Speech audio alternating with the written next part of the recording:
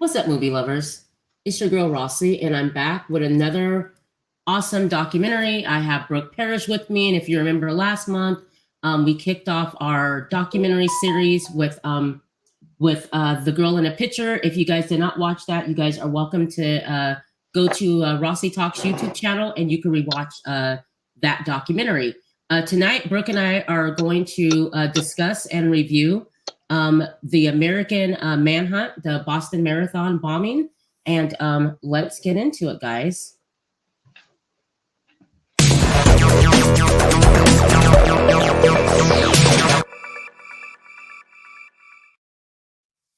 What's up, Brooke? What's up? How are you? I'm doing good. How are you? Awesome. I'm doing really good. So, just a second, guys. Let me get my phone taken care of here. Okay. So, just to let you guys know, on Rossie Talks now, I'm doing a documentary every month. Brooke will always choose a documentary, bring it to me, and we'll discuss it. So, Brooke decided to for us to review and talk about the Boston Marathon bombing, which is I remember when that happened. Brooke, what made you choose this documentary? Yeah, when it first happened, I, was only about 12 or 13 years old, so I knew some details about it, but I didn't know nearly everything that happened afterwards and leading up to the arrest and everything. So, Right. I just decided to watch it, and um, you can't stop watching it the whole time. So it's broken up into three different episodes. Right. So yeah, it's a pretty crazy story, and I think everybody knows all the details about it, but if you Right. don't, that's why I wanted to kind of talk about it. So Absolutely. So it's been 10 years since when it first happened. The Boston Marathon bombing happened April 15th at exactly 11:49 a.m. In 2013. And I'm just going to read a little bit about it, guys, if you don't know. So the documentary follows the tragedy when terrorists detonated a bomb at the Boston Marathon's finish line. They carried out the attack by placing two homemade pressure cooker or bombs that resulted in 3 fatalities and numerous injuries. And if you guys don't know what a pressure cooker bomb is, just to let you know, they used a pressure cooker bomb because it's actually an improvised explosive device, an IED, sorry, created by inserting explosive materials into a pressure cooker. And they have a blasting cap, and they put it into the corner of the cover of the pressure cooker. So they made this at home. The bombers end up being 2 brothers. But before we get into that, a little bit about the Boston Marathon. This is a huge deal that happens in Boston every year. So I want to just let you guys know a little bit about it because I didn't really know about it. It's actually the world's oldest annual marathon, first held in 1897 and annually thereafter on Patriots Day. So from 1969, the third Monday in April, which commemorates the battles of Lexington and Concord in 1775. So it's a huge deal. I mean, everyone shows up for this marathon, and nothing's ever happened like this. So, Brooke, you want to? Go ahead. Go ahead. It's like a giant block party, and there's about 500,000 people that come to watch it just from the street. Right. And so it's on Patriots Day, which is it's a local holiday. It's not celebrated, here in California, but it's local for them. And so, Boston, is a very community oriented city, and they love their people and they love their country. So, yeah, so for this to kind of happen was, definitely a shock to everybody, including law enforcement and first responders that were there. But yeah, and they were, the bombs were, pressure cooker bombs, which, those ingredients you can get from just any general store. And they actually found a lid from one of them on top of a roof of a building. So that just kind of shows how explosive it was. But yeah. And like it mentioned, the bombs were placed at the finish line, guys. So, and there were 2 bombs that was placed at the finish line. It was approximately 14 seconds and 210 yards apart. So one bomb goes off, And when you watch this documentary, I mean, if you've seen this on the news and you guys know about it, it the the view that they give you of when that first bombing goes off, crazy. I mean, I felt it sitting on my couch, you know, and watching it, and just imagine being there and the radius of that. Not only that, but um, where the bomb was placed at, kids, like there's kids at this event. Like Brooke said, Mm-hmm. this is like a block party, and for someone to knowingly do that, it's absolutely evil, you know. And in this, when this happened, let's see, there was 200, and I think it was let's see, we had 281 victims that were injured. 17 of those victims lost limbs. Three or four people died, and I want to mention their names. The youngest person that died, his name was Martin Richard. He was 8 years old. He was from Dorchester, Mass. We have Lindsay Liu. She was 23. She was from China. We have Crystal Campbell, who was 29, from Medford, Mass. And they were the three victims that died that day. And I remember when the story starts, the story is being told by different detectives, a lot of people that were there. But there was a main person that the story was told from, and her name was, do you remember her name? It was the McWaters, Karen McWaters. She was a really good friend of Crystal. And Mm-hmm. what was so sad about that was um, when all this chaos broke out, you have Kevin McWaters, who gets a phone call, and then he gets a picture sent to him about the bombing. So he's wondering where his wife is, or his girlfriend at the time, fiance at the time. And Mm-hmm. they got her mixed up with Crystal, because Crystal's phone was in Karen's pocket when she was taken to the hospital. So the Campbell family, they were told that Crystal had made it, that she was actually in surgery. To come find out, actually it was wrong. So I remember Kevin McWaters had it's yeah Walters had mentioned the fact that that family having to go 24 hours of thinking that their daughter was alive, and then to find out the next day it was an absolute mix up. And it was actually one of his friends that went in and went into the surgery room, into the room, and saw that it was actually Karen that was in surgery, and that Crystal unfortunately had passed. So and Karen was one of the victims that actually lost her limb. You want to talk about the manhunt that took place? Yeah, so immediately afterwards, the FBI got involved. And so they were trying to, figure out, of course, the motive, or, Right, they ended up blocking off the street and sweeping it, seeing if they could right, find any more devices, explosive devices. They right. weren't able to find any more. Um, and then, oh, what's pretty crazy that I found out was 125 phones were recovered from the scene. Right, And so they were mostly just relying on video surveillance from the businesses that line the street, but also from people's phones, any pictures, any videos that they had. They actually went to the airport and set up, I think it was called the Black Hawk Terminal. So it right, was where they could process any evidence. They went to the airport to try to, get people to, give them any sort of videos right, or phone or photos that they had before they went back home, wherever they were going. So they right, set up this terminal to securely kind of look over all this stuff. So they were relying just mostly on pictures and videos to try to, right. you know, pin who could have done it.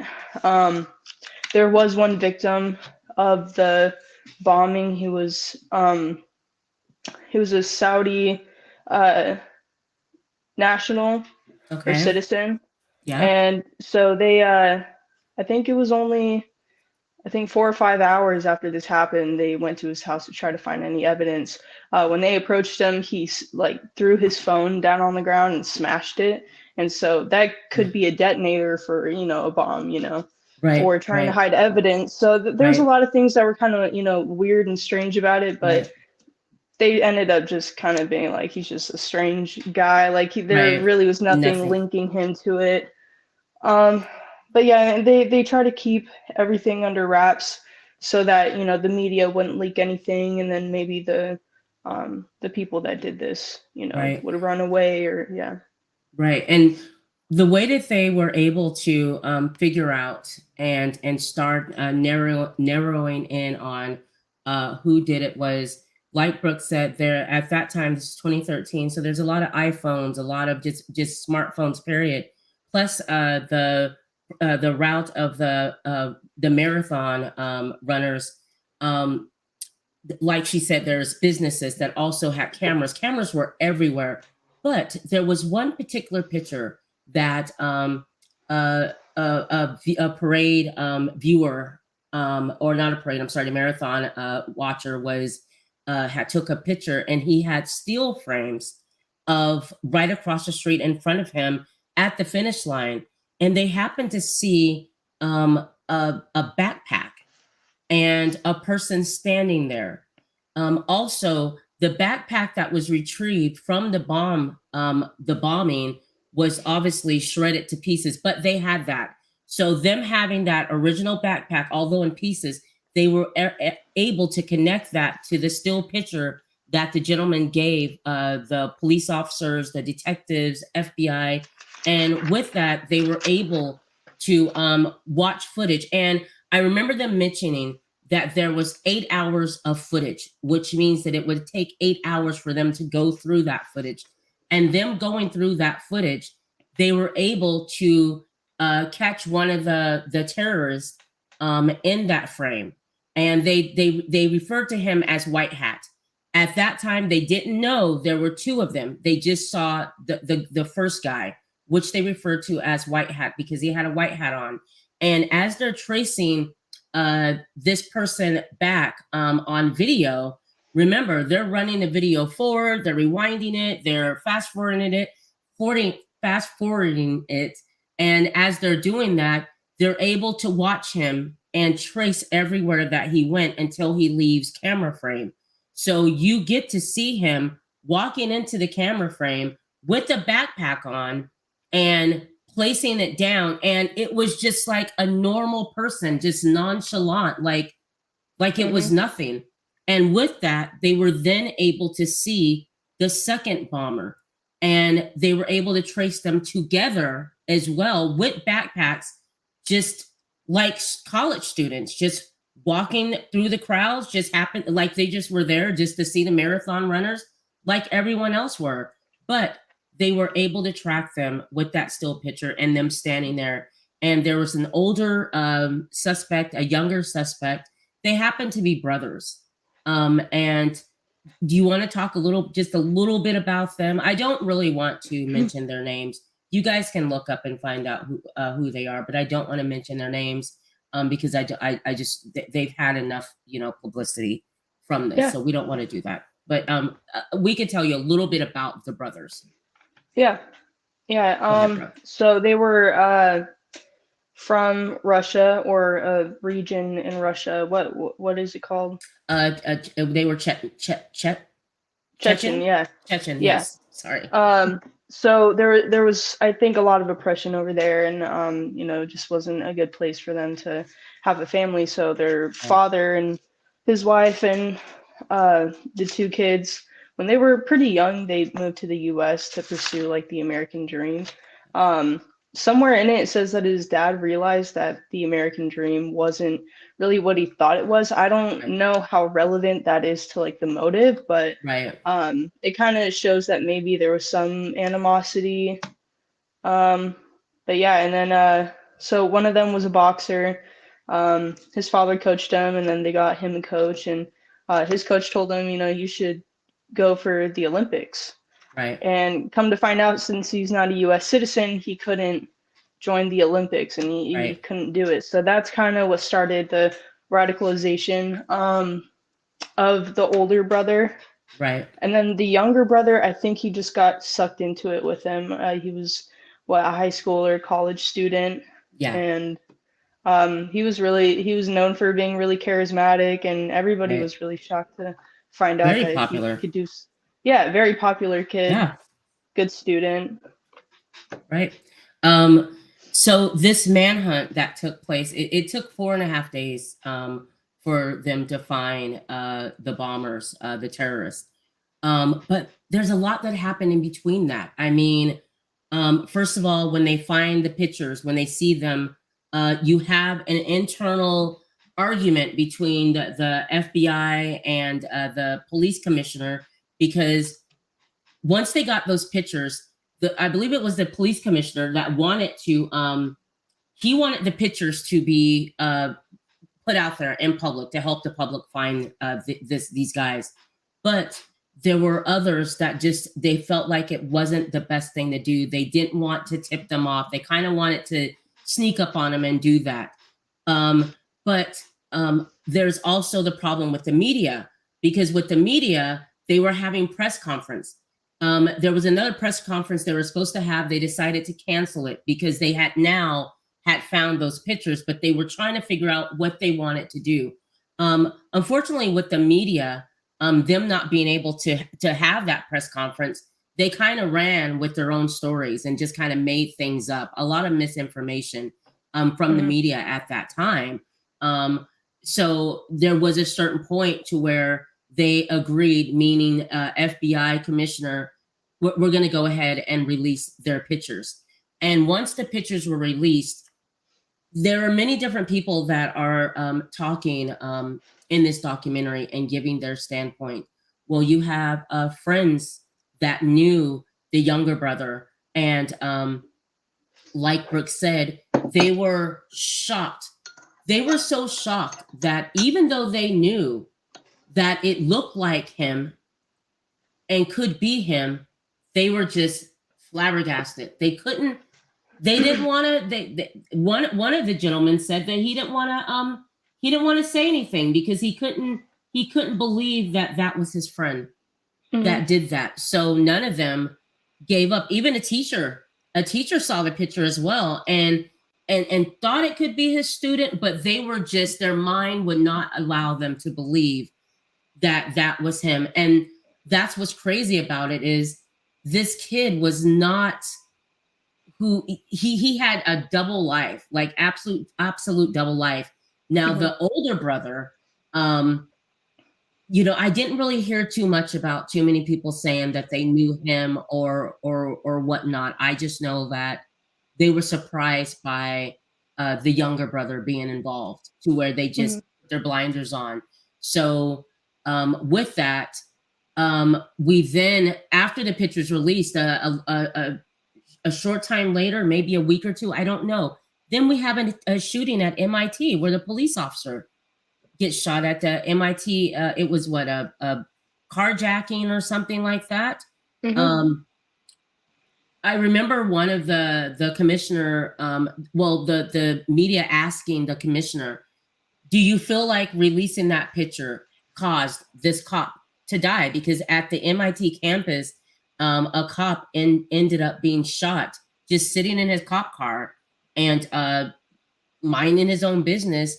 And I guess it was a robbery or carjacking. And I think trying to get his gun or something. Yeah.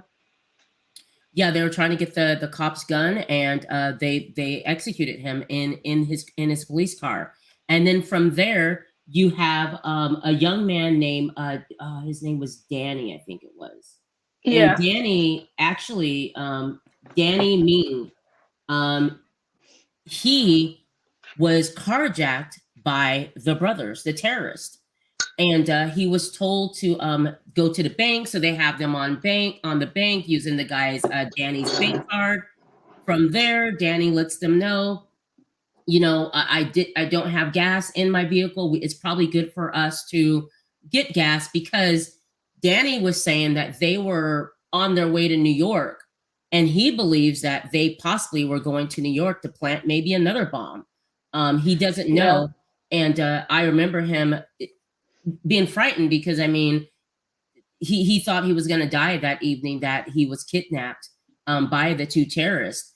And you want to talk about just that scene, which I guess the shootout that ends up happening in Watertown, but just talk about Danny and what happened with that. Yeah, so they Danny had just pulled over to, I think, answer a text, and he saw a car pull up behind him, and then one of the guys, I think it might have been the older brother, he jumped in to the side and you know, told him to start driving. And so he was terrified, and the older brother was kind of bragging about what they had done and kind of admitted and gave himself up to Danny, you know, maybe to instill fear into him. I'm sure it was. So then I think at some point the two brothers ditch their car, and so then the younger one hops in, and Danny says that you know, his car needs to get some gas. Right. So they pull up to the gas station, and that's when he just makes a run for it. And he was like, I, you know, felt like that was my only chance, right, you know, to get away. So yeah, he left. He ran across the street to a different gas station, and he actually memorized the transmitter number to his GPS tracking device. And he was like, I don't know why I just remembered it, but you know, I knew what it was. So yeah, they were able to track them to Watertown, which is where the police you know, try to interfere and arrest them, and then that whole situation happened. My gosh. And I never heard about the second part of this. Yeah, so I didn't know that it was that kind of manhunt, but like that's not all that happens either. There's still more to it. So yeah, the police, they, you know, they follow them into a suburban neighborhood, and that's when the brothers just immediately start shooting at them, trying to throw more pipe bombs or pressure cooker bombs at them. And the boys, you can see actually like footage of this all happening, and they were trying to, you know, get cover behind the SUV that they took from Danny. Right. And they go and throw out a pressure cooker bomb, but the lid like came off. So if the lid had stayed on and it boiled up to, you know, the peak of, you know, how much impact it was going to have, then, you know, that whole street would have been just wiped out, you know. So absolutely. Yeah, and you know, there were residents trying to come outside of their homes and see what was going on, and you know, there definitely could have been a lot of casualties, but luckily there weren't. But yeah, and so then one of the police officers, he finally kind of gets behind them from where they're like, you know, behind the car. He finally kind of gets behind them, and he starts shooting at the older brother, and he must have been hit, you know, he says like 7 or 8 times. Yes. And I thought at some point he was going to say, oh, well, he had a bulletproof, you know, vest on, but I don't think he did. No, and they didn't mention that at all. Like, he was getting up, like he was still like actively going after them. It was we're in a neighborhood, guys. This is in a neighborhood where all this goes in Watertown is a very small town, you know. Very small. Nothing happens in Watertown. It doesn't. I think they have well, John McClane, who was a Watertown police officer. He was the first one on the scene. Okay. And he even mentioned, like, he don't even believe he's pulled his gun out before in Watertown. That's how safe this place was. And then you have Jeffrey Puglisi Jr., who was the police sergeant of Watertown. They don't know that they have the Boston bombers. The call came in for carjackers, that there was a carjacking. They don't know that. So this fight that Brooke's talking about, them getting into this freaking Wild West gunfight that they get into in the middle of a street, houses on each side. I mean, they're going at it, and the brothers are throwing pipe bombs, the pressure cooker bombs. Like Brooke said, thank goodness that cap, you know, wasn't on, because it could have killed them. And that's another thing. These two, the police officer, John McClane, I'm sorry, McClellan, he's like, when he's telling his story, he's just kind of like, can't believe that they're throwing bombs, and he doesn't even put together, okay, the marathon bombers. It's not even, it hasn't even hit him that that's who they have. They literally think it's a carjacking. I do have a problem with the fact that the shootout that they had with these guys, the bullet holes in the people's doors, one bullet almost hit a baby that was in its crib. Like, thank God no one died. No one was hit with bullets in their homes. And you get to hear the 911 calls of the residents, you know, saying, I hear a bang, I hear shootings, and you in the 911 dispatcher saying, we know what's going on, go back into your place. At this scene though, the older brother ends up getting ran over by his younger brother, because through this whole chaos, the younger brother is able to get back in an SUV, and they're in the street trying to apprehend the older brother. As over the radio, they hear the SUV, the SUV's coming for us. You see them get out the way. What did you think of that when they showed that footage of him getting ran over? I couldn't believe. So, what was really crazy? So after that police officer kept shooting at him, and you know he was still standing up. You know, I think maybe his the older brother's gun jammed, or he didn't have anything else. So you can see footage of him walking from the SUV that they stole, walking towards the police, and he's just booking it towards them. Right. I don't know. You don't know what he's gonna do, you know, but you're just kind of like, what? Exactly. And so they apprehend him. They get him on the ground finally, and you know, there's a group of 3 or 4 police officers just on top of this guy, and that's when the younger brother, he ran into the SUV, and I don't know what the hell he was thinking was gonna happen, but he was probably going 45, 50 miles an hour, just punched on the gas and ran his brother over. Actually, I think he was trying to run over the police officers, but they were quick enough, so he just ran over his brother and dragged him 20, 30 feet or something like that. I don't know, but really, really horrible. No, it was. I was thinking, like, I wonder if he ran over his brother because basically maybe they had a conversation. If we ever get caught or something happened, you kill me, I kill you, or something. It must have I was been. thinking maybe that's why he ran over his brother, because it was like intentional. Like, even as the cops get out of the way, and there's so many cameras that you see that, and you see the brother underneath the SUV being dragged, and so so what ends up happening is your younger brother ends up getting away. He eludes the police. He gets away. They show, you can see that he pulls up at a stop sign. He gets out of the car, out of the SUV, and he takes off running. So they don't know where he is. They get the older brother to the hospital, where he then dies from his injuries, which were horrible. And so now we're out to find the younger brother, and that was just. They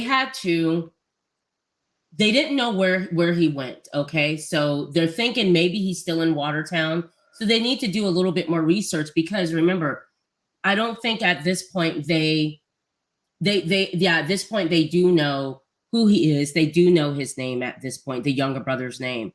It is, the things that are going on is so devastating that they had to shut down the city of Boston. Like, every little town, the Boston was on lockdown. They shut down the public transportation too. So you couldn't use the bus, you couldn't like stay inside your house.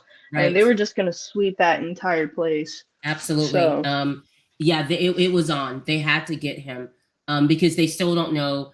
And actually at this point they do know that, okay, they did have bombs with them. And just to wrap up the scene at Watertown, so once that's all cleared up, the 2 officers are told by agents that showed up in Watertown, do you guys know who you have? And they're like, yeah, they're carjackers.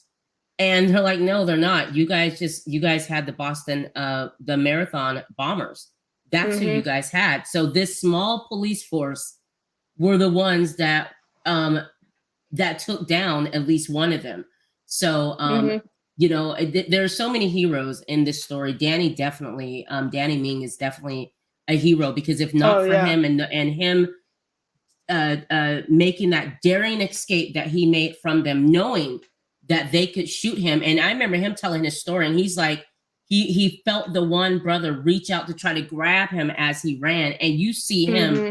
shooting across the parking lot into that other gas station. Because of him, where we're at. You want to speak about how they found the younger brother, where they found him at? Um, yeah, I can't quite remember all of the details, but I think somebody got a report that maybe there's somebody hiding in a boat. Um, Right. so yeah, everybody was told to stay inside. Yeah. And I forget how long they had been sweeping the town for, but it was for quite a while. And they were like, okay, Yes. where could he be? Like, we're now reaching the end of it. Right. And yeah, I think they got a report that somebody was like hiding out in, this boat. So they go and Right. approach it. And you also have video footage of that, and it's like silence. They're all kind of Right. watching the boat, and Right. just out of nowhere, just gunshots, aiming Yes. directly at them, just out of nowhere. So yeah, pretty pretty crazy stuff. So the final day. So it was 4.5 days later that they found the both of them. Okay, the suspects. And it was on April 15th, 2013, at exactly 11:49 a.m. That they were able to find them, and where this wrapped up. Um, this story is an amazing story. If you've seen it on the news, you have not even seen the full story, because I don't think we knew about MIT, especially Yeah. Watertown. I don't remember just them being as in depth with reporting like they did with this documentary, and really giving us a insight look at Mhm. exactly what happened. And so they still have the marathon every year. That's Mhm. one thing about the people of Boston. They are patriotic people. They're strong people. They're a close knit city. Boston strong. Boston strong, absolutely, and Yeah. it is a beautiful city, one of the most Mhm. beautiful cities in the United States. And they stood up and continued on with their life, and but Mhm. they'll never forget the victims. And again, Yeah. let's I want to mention, we have Martin Richard. He was 8 years old. He was from Dorchester, Massachusetts. You have Lindsay Liu. She was 23. She was from China. We have Crystal Campbell, who was 29, from Medford. And they lost their lives because of these two selfish young men that were angry because things weren't going the way that they had planned for it to go in America. And they were also, it was saying that they were getting revenge because of the war that was happening in Iraq and Afghanistan. So this was a revenge on America as well. So Yeah. the like we said, the oldest brother died. The younger brother is now serving. He's on death row He is right now. He is good. on death row. I think that they mentioned that they tried to overturn his sentence to life, but it was upheld that he would be on death row. So if I'm Mhm. wrong, you guys go watch the documentary. It's really good. You can see it on Netflix. I don't believe it's a limited series. There's three Mhm. episodes, and the first episode's about 39 minutes long. The second one's 52 minutes, and the last one is probably about 52 minutes long. It is a really good documentary. Brooke, what did you think about it overall? Um, yeah, I mean, it was just kind of a shock from start to finish. The first episode just kind of, goes into, like I said, the city Right, and the Boston Marathon and the history right, of it. and the initial events that took place from the start of that. Right. But yeah, everything else was like complete news to me, Right. and yeah, I definitely was shocked by all of it. But yeah, I hope people can watch it now and just try to understand those situations a little bit more. Absolutely. Absolutely. Yeah, definitely watch this on Netflix. You can stream it on Netflix, or I don't think it's streaming anywhere else because it is a Netflix special. Yeah. But Brooke, I appreciate you bringing that to the audience. By the way, guys, this is episode 31 of Rossie Talks. So I meant to celebrate our 30th episode with Big V. But this is our 31st episode. So congrats to us. We made it this long. Hopefully we'll have many, many more episodes coming. Brooke's going to come back again next month with another documentary. I wonder what she brings. So far, she's been hitting it out of the ballpark with these documentaries. They've been really good. I thank you for coming on. You guys. I appreciate it. Thank you. No, anytime. Absolutely. We're happy that you're a part of the channel, and from what everyone, the listeners on the podcast are really liking the documentary. So I appreciate you guys. To those who listen to me on podcasts, wherever you listen to podcasts, you can find Movie Lovers Unite, Rossie Talks on the podcast. I happen to listen through Good Pods, and you guys can catch all the old episodes with John and I. Top 10s that we've done a couple years ago. So please go back and rewatch that. And also, guys, take out your phone sometimes when you're listening to me. Take it out. Go to Rossie Talks on YouTube. Please hit the like, subscribe to the channel, guys. I really could use the help to grow that channel. All right. And other than that, that's about it. Brooke, do you have anything that's coming up? Do you want to talk about anything? No, I mean, I'm just kind of trying to decide what I want to do for the next one. I keep telling you about The Alpinist. It's not a true crime documentary or anything, but definitely, if you want, a tearjerker, for sure, it is very emotional. But it's like an hour and a half long, and it's just kind of a cool little look into that world of, the people that rock climb and do the free soloing and stuff. Absolutely. So I thought of that one. I thought of the Waco one on Netflix is pretty intense. So I'll let you know. But yeah, whatever you pick, we're willing to watch. So far, you've done good. I appreciate that. I can't wait for you to come back. Guys, we have, let's see, Wednesday, I'll be with Don Tucker from the Multiverse, and he's going to be interviewing me Wednesday at 7:00. Also, we have Sandman season 1, episode 4 that John will be joining me for that review. We'll probably do it Wednesday. If not, guys, we'll do it next week.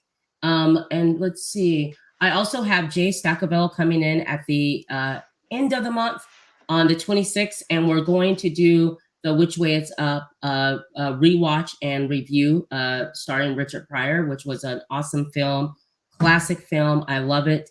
And then we'll roll into July, and we have a few shows, a lot of shows coming up in July. We're going to really get into the Sandman and further along in that series. Also, our video game show is going to be the second week of July. I'll make sure I post that. I have Don Tucker coming back. I have Frito coming back. I have Trust coming back, and we are going to discuss our top 5 favorite open world games. All right. So that's going to be a lot of fun. Also in August, just to give you guys a heads up, we are going to be reviewing Summer of Games and upcoming games that we're looking forward to this Christmas season, falls, winter. So we're looking forward to talking about that. Until next time, I'll definitely see you guys back here. Please go check out Alex Haynes for A-Town Reviews. You can check out him on Instagram. It'll also be in the link. Please check out John DeGregorio for Movie Lovers Unite, and his information will be in the link. And I appreciate you guys stopping by. Also, you can follow Brooke on Instagram. All of her information is also in the link, guys. So check Brooke out. Thank you so much, and we are out of here.